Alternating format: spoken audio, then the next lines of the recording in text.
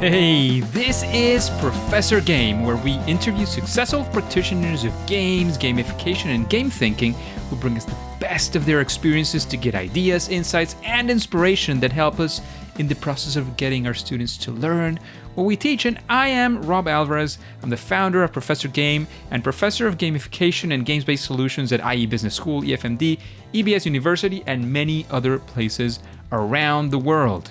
And if this content is for you, then please go ahead and subscribe to our email list for free at professorgame.com/subscribe. Hey, engagers, and welcome to another episode of the Professor Game podcast. And we have Dr. Matthew Zakreski with us today. But Matt, can you let us know if you're prepared to engage? Oh, I am prepared to engage. Amazing. So Dr. Matt is a PsyD is a high-energy creative clinical psychologist and professional speaker who utilizes an eclectic approach to meet the specific needs of his neurodivergent clients. He's proud to serve the gifted community as a consultant, professor, author, and researcher, and has spoken hundreds of times all over the world supporting neurodivergent kids. He's a member of the Supporting Emotional Needs of the Gifted, the National Association for Gifted Children, the New Jersey Association for Gifted Children, and the Pennsylvania Association for Gifted Education. He has graduated from Widener University's Institute for Graduate Clinical Psychology in 2016, and he is the co-founder of the Neurodiversity Collective. Dr. Matt, is there anything that we're missing in that intro that we should know? I mean, gosh, I wrote that intro and I'm still like, gosh, there's a lot of things in there. No, that's who I am. So Amazing. So talking about who you are, how about you let us into your days? What is a regular day or week or month? We especially, we want to feel, we want to be in your shoes for a little bit and know what it feels like to be you. Well, what it feels like to be me is I often describe myself as a professional nerd, which is something that I never thought I would be able to say growing up as very much a closeted nerd, right? Yeah, I watch sports and professional wrestling, but I was really reading comic books, right? And that was before comic books went super mainstream. So I get to be a professional nerd, and I do that in two full-time jobs. The first is a full-time psychologist, and I specialize in working with neurodivergent people. And a lot of the people I work with, our therapy, our coaching, the work that we do together is based around and sent through the lens of their interests. So I spend a lot of my day talking about deep Star Wars canon or fan theories about Harry Potter or which version of Star Trek would you want to be on. And there's clearly the right answer is Deep Space Nine, and I won't be taking any questions. And because it's a place for us to be our most authentic selves. And that's really awesome because the world kind of forces us to mask, right? To hide that version of ourselves. And therapy is a place where you can just relax and let your hair down and be whoever it is you want to be. Sounds very cool. Thank you for that, definitely, Dr. Matt. And talking about the things that you've done, sounds like you're doing pretty amazing work.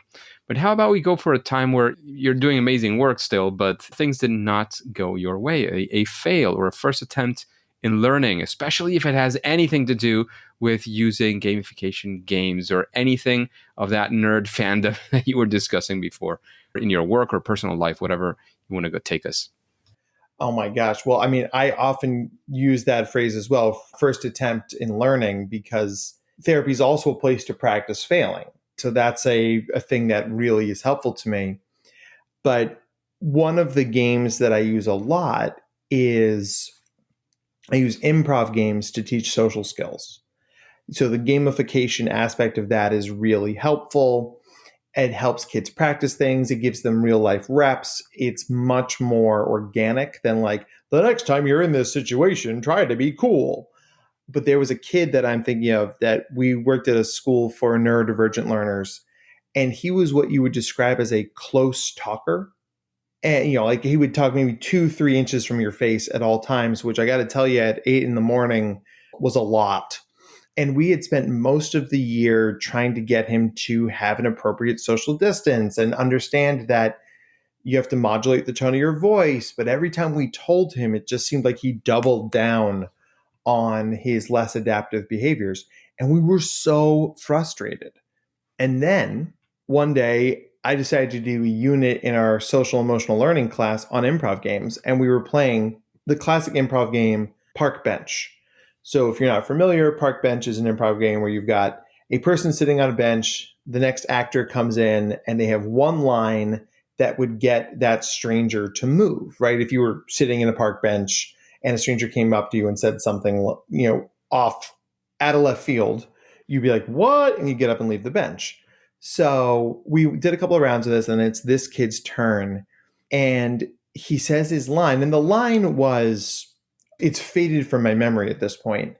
But the way he delivered it, once again, about 3 inches from this kid's nose, got that kid to leave the bench. And all of a sudden he stopped and he looked at us and he was like, guys, I talk way too close to people. We were like, that's brand new information to us. Tell us more about that, Brian. And, that's not his real name, but it's, and so it's like we struggled so much because sometimes we can't just tell people what to do. We have to show them what to do. And I think that's what gamification is really helpful for. Yeah, totally. I like that story because it has, all the difficulties and all the stuff that did not work, and it actually worked using your improv game. So I love that. Love that for sure. And Matt, how about a time of a success? A time where you set out to do something using, whether that's that improv game that you were mentioning before or any other thing, and it just went well. There was no first attempt at learning, but actually, or there were, but we want to go for the side of the actual success, and we want to see those success factors or whatever we want to call them. Well, that very first, so I've given over 650 talks all over the world. And so my other full-time job is being a professional speaker. And I know you're a TEDx person. I'm giving my first TEDx talk tomorrow, so I'm very excited. Nice. Yes, and very and so the very first professional talk I ever gave was at the Supporting the Emotional Needs of the Gifted conference. And this was in 2017 in Chicago. And so I get up early. I have my laptop all set up. I bring it down there. And the staff at the hotel had cleared all the AV out of the room. So there's no HDMI cable. There's no projector. There's no microphone. I've got a laptop and 85 people in the room, and they're trying to find someone who can fix the problem, but it's a Sunday morning, and there's just not the support staff there. So somebody looked at me and said, well, do you want to cancel? And I had this moment where I said, no, this is a talk about improv. If I can't lean into those skills, then who the heck am I, right? So I explained the situation. I was like, I've got my laptop up here. I can do most of this talk off the top of my head. I'm going to refer to my screen a few times. And I did the presentation, and we had them rolling in the aisles, a lot of laughs, a lot of good times. We got really high ratings. And I was so in the zone that I didn't notice about 20 minutes into the session, somebody from AV came into the room, pulled down the screen, hooked up my laptop, got it ready to project, and then they left the room. I was so in the zone, I didn't even notice. It wasn't towards the end of the session where I was ready to take questions where I'm like, where did this screen come from? And everybody thought I was making a joke, but I literally hadn't noticed. So it's this idea that if I had a rigid script in my head, I probably would have failed that particular event. But instead, I was able to embrace the unpredictability of it, lean into that, and also trust my own instincts and skills that got me there to carry me through. And it did it very successfully. Nice. Sounds like a pretty good one. A difficult time. Technical stuff can give us a hard time more often than we'd like. And that's why either having the disposition and the ability to do the improv as you were just describing, or have a plan B, which is also it's also welcome in many cases, is very important, especially when you have these live events or live things that happen. you see all the things happening in live. So good one. Very, very interesting way. And I like especially the way it leans into those strengths and that message that you're actually carrying through. So thank you for that story, Dr. Matt.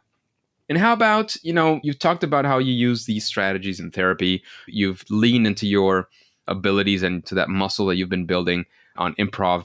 If we set out to solve a problem within your realm, of course, and you're an expert on what your realm is, which you haven't solved before, do you have a process? How do you decide which game are you going to use, or how are you going to gamify it? Can you let us into your head in that sense to see how that works in your case? I love that question. And I practice a lot of meta communication, right? I talk about talking. I talk about what I'm going to do, what I'm thinking about. When I'm in the therapy space, I want my clients to have an idea of what I'm considering, because I think therapy is best when it's collaborative. It isn't like therapist is God and you will listen to me, because I don't think that actually works, especially not for kids. And I tend to work with kids. But a lot of times they'll bring up a situation and they'll say, like, for neurodivergent people, a common occurrence is small talk. I can't do small talk, Dr. Matt. I don't know how to talk to people. I never know what to say. And that's usually where I'll key up a game. And I'll say, all right, so the way small talk works is it's very organic. It flows. You can't plan out a script for it. So all you can do is practice the skills that allow you to be flexible and respond in that space, rather than saying, if they say A, I'll say B, but if they say B, I'll say C, and if they say C, I'll say D, because you'll drown in all of the permutations in your head. So one game that I work a lot with the kids I work with who struggle with small talk is we play the improv game But Then. So But Then is a storytelling game. So I might say, after therapy session, I decide to take you for a coffee at Starbucks, but, and then I kick the story over to my client. Now they have to make up a sentence that goes along with the story in real time. So they might say, but we realized you forgot your wallet. And then they kick it back to me. And I say, then I decided to rob a liquor store so you'd have some money. Now they did not expect me to say that, right? And they're like, wait, what? No. I'm like, hey, that's where the story's going. You got to figure out how to deal with it. So they might say, but I talked you out of it. Or, but the cops arrested us. Or, but the liquor store was closed. Every different answer gives me another sliding door to walk through. And that's what small talk is. You might ask somebody like, how was your day? And they might say, it was fine. Or they might say, I just found out my wife of 45 years has been cheating on me with the pool boy. Like, you're going to have to be ready to respond to whatever. The only consistency of life is its inconsistency. And so when we wrap up the game, I'll say, now, people aren't going to queue you up in real life like I did in this game. But the fact that you listened, thought on your feet, responded, and kept reacting, those are the skills I want you to focus on, because that's what's going to generalize for you, whether you're talking to your boss, trying to solve your kid's math homework, trying to ask somebody to prom, whatever the thing is, those are the skills that will carry you through. Very, very interesting. I love it. I love the way you sort of spin it around and use the situation itself to help you build on top of that, so to speak. So I definitely love that. And it sounds like the system is pretty well honed in. I love it. I love, especially when things seem to be going the way they should be in that way. Love it. Love it. Good stuff. Good stuff. Keep up that great work that you're doing. And talking about the great work that you're doing and your experience, how about you tell us about a time when, actually, instead of a time, a recommendation, right? You say, well, when you do this, when you're thinking of doing these strategies, using games or using improv for, in your case, for therapy, how about, you do this thing or that thing, and that will definitely make your end product, your solution, whatever it looks like, look a lot better. Well, and I think better is the key word there, because a lot of people come to me and they say, I want to be great at this. I want to be perfect at this. Like, I watch a lot of TV and they always have a witty one-liner. I'm like, well, yeah, they have writers and rehearsal, and we don't have the benefit of either of those things. Sometimes all we can ask for is better. And sometimes better means less bad. sometimes better means charming and suave and sophisticated, but sometimes means this is a situation where I would normally put my foot in my mouth, and I did that less this time. And that's okay, right? Being progress is progress, regardless of where it starts. So I think that a lot of this is communicating to people that you have to give yourself permission to be a beginner at something. That if you're someone who struggles with small talk or social etiquette, you want to be good at it. And who wouldn't? But you are functionally a beginner. If you give yourself permission to be a beginner at something, you're giving yourself permission to suck at it for a little while, but knowing on the other side of that struggle is a far better product. The discipline comes in when we are saying, okay, this is the process I must go through to get as good as I want to get. Nice. So having that sort of beginner's mindset in a way, and knowing that you might not get perfect, but you'll get better. Or you can, at least. There's a good chance that you can do it if you follow through, right? Mm-hmm. Totally. Love it. And now that you've heard many of these questions, you have a feel for the vibe of the podcast. Is there anybody that you would like to be on your side of the microphone answering these questions that you would be curious about? A featured guest for the podcast?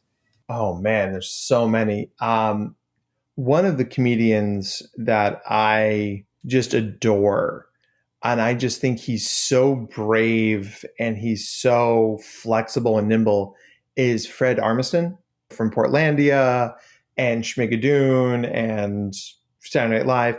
I mean, he's just the most fearless comedian. And I just like, how do you have that level of bravery and courage?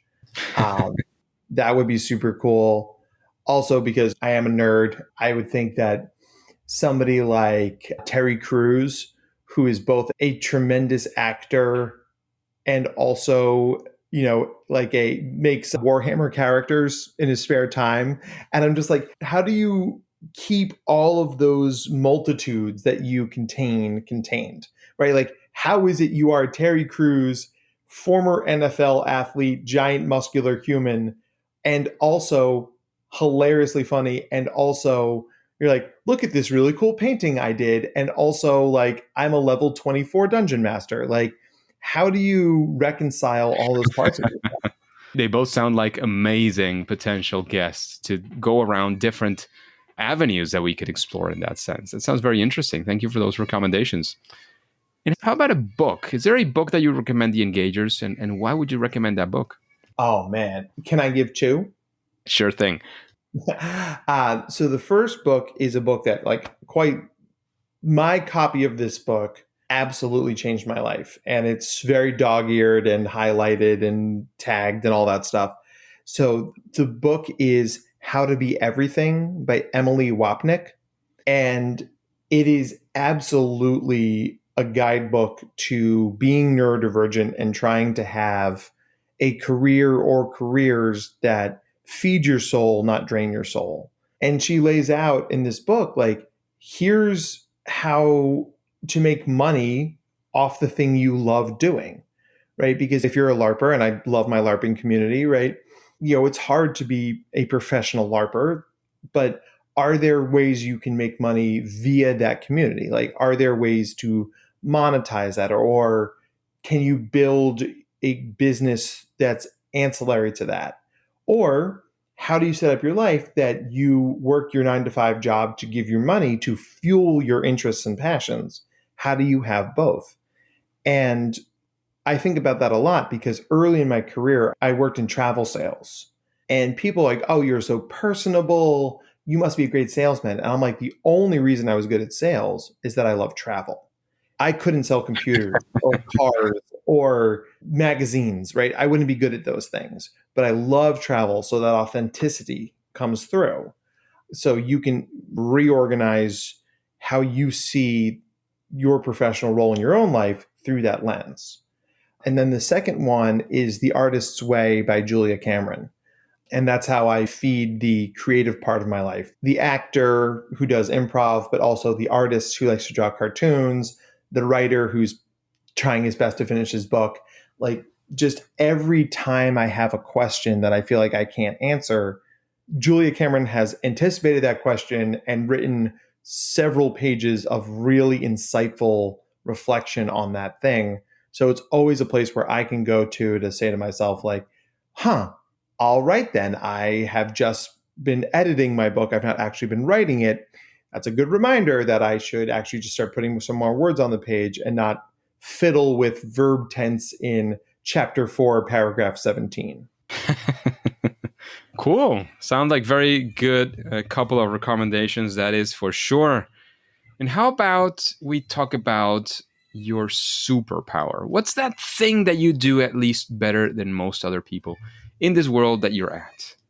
I think my superpower is connecting with other people. And I know where that comes from. My dad's dad, my grandpa Chet, he was the mayor of everything he had ever been in, from his army brigade to the university where he worked to his small town in New Jersey. Even when he was in a nursing home later in life, I mean, he was absolutely mayor of the nursing home. And he had a gift to connect with people. And I have honed that even further.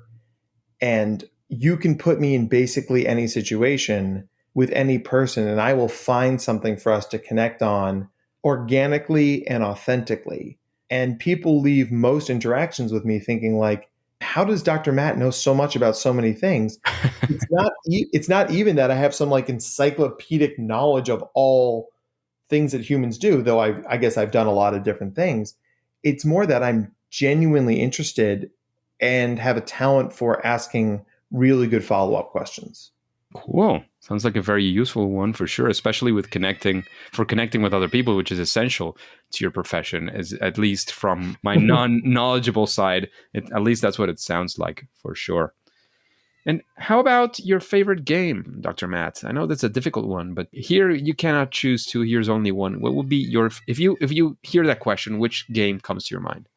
Well, I mean, I, of course, thought about this a lot and scratched out many different answers. But for me, you got to go with the classics. You got to go Dungeons and Dragons. I mean, it's a game that's never the same thing twice. And that appeals to my curiosity and my intellectual nature. But also, it appeals to the fact that there's a lot of entry points. So you might do the same raid with a bunch of experienced players, a mixed group, and a group of beginners, and you're going to experience that same quest 3 very different ways, because the intersection of the players and the content always gives this alchemy on the other side that is both interesting, but also just beautiful, that it's always something different. I definitely owe myself a session of Dungeons and Dragons. It's been a long time coming, and I know I've said it on the podcast way too many times. There might be a chance, and I'll definitely talk about this on the podcast if I get to do it. Some students actually said that they will be inviting me to a one-session thing. I'm very, very much looking forward to that. They were going to invite me and other faculty for this, that we were interested and excited about that. I hope to get my first experience coming in pretty soon to be able to discuss and completely agree with you, because I'm sure it's going to be super exciting. So thank you for that answer as well, Dr. Matt. And before we take off, before we say it's game over, Dr. Matt, any final message you want to tell the engagers, anywhere you want to lead us to look more of your work? Where can we find out more about you on the world of the internet? Or again, it's your time. The microphone is yours. I'm very on the internet. I have a very unique name. So if you punch Dr. Matt Zakreski into Google, I think I'm the whole first page of Google, which is a source of great pride for me. Like I said, I have 2 primary jobs, right? I have my therapy practice and I am a professional speaker. And a lot of times people will hear me on podcasts and say, like, wow, that message of authenticity and being yourself really tracks with our organization. You should come and talk to us about that thing. And that's always an honor. But I think that dovetails nicely with the message I would leave you with, is that the things that make you happiest reflect the best parts of yourself. So if you're happiest at cosplays, or you're happiest playing speedrunning Mario 3, or playing Magic the Gathering, or whatever that thing is, those are your communities and those are your people and those are the skills that are going to bring out the best parts of yourself. So I know that a lot of the messaging we get from broader society is that games are not for grown-ups, or games are to be used sparingly. Games are for whatever time is left after your quote unquote real life. I don't think it's that way. I think that this stuff is foundational. And in your communities and activities that bring real joy to your face, I mean, you want to center that in your life as much as possible. And that might mean that you carve out an hour a week to listen to this podcast and reflect on how important games are to you in your life. Or it's that you find a way to work remotely and you can travel along to different Dragon Cons. The options are endless, but they all start with giving yourself permission to center that stuff in your own life. Nice. Thank you very much for that recommendation, for that inspiration, I think is an appropriate word in this case. Thank you very much for that, Dr. Matt.